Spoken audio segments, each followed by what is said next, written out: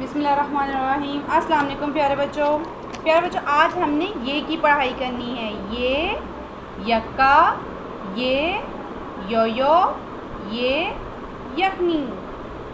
ये यक्का, ये यो, ये यखनी। ठीक है बेटा, ये देखें, ये क्या है? ये की आधी शक्ल। ये यक्का, ये है ये की आधी शक्ल। ये वो यो, ये वो यो। और ये भी ये की आधी शक्ल है, तो ये से यखनी।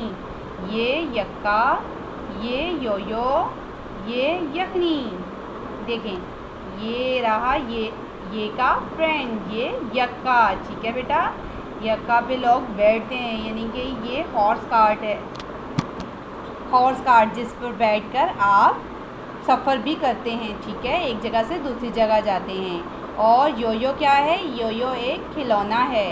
यखनी सूप, किसी भी किस्म का, यानी कि वेजिटेबल्स का भी सूप होता है। मीट, मटन एंड चिकन, किसी भी चीज़ का सूप हो। ठीक है, उसको उर्दू में क्या कहते हैं? यखनी।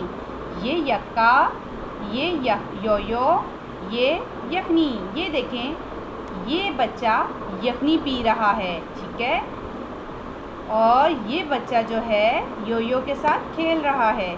ये यक्का, ये यो, ये यखनी।